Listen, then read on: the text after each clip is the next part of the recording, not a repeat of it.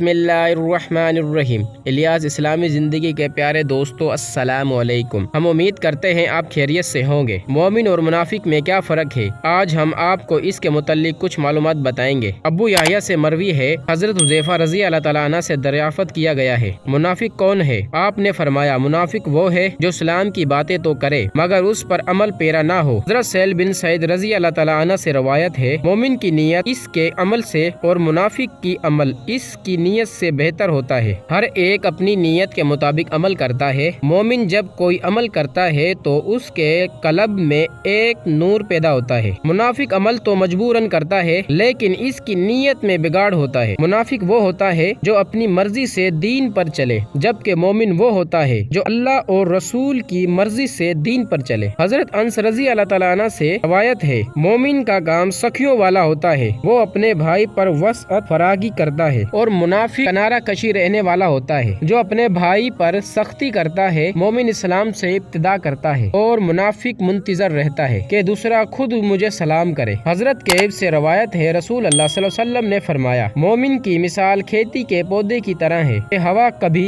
इसको इधर उधर झुका देती है और कभी सीधा कर देती है। मुनाफिक की मिसाल सनोबर के दरख्त की तरह है कि वो हमेशा सीधा कायम व दायम रहता है, यहाँ तक कि एक ही दफा उखड़ जाता है। हजरत अबू मूसा रजी अल्लाह ताला अन्हु से रवायत करते हैं, रसूल अल्लाह सल्लल्लाहु अलैहि वसल्लम ने फरमाया, जो मोमिन कुरान पढ़ता है और उस पर अमल करता है वो मिसाल संतरे के हैं जिसका मजा अच्छा है और बू भी अच्छी है। और जो मुसलमान कुरान नहीं पढ़ता और अमल करता है तो वो खजूर की तरह है कि इसका मजा तो अच्छा है मगर बू कुछ नहीं। और इस मुनाफिक की मिसाल जो कुरान पढ़ता है खुशबूदार फूल की तरह है कि इसकी बू तो अच्छी है मगर मजा कड़वा है। और इस मुनाफिक की मिसाल जो कुरान नहीं पढ़ता अंदराइन के फल की सी है जिसका मजा भी खराब है और बू भी खराब। अल्लाह पाक हमें समझने और नेक अमल करने की तौफीक अता फरमाए। अपनी दुआओं में हमें याद रखना। खुदा हाफिज।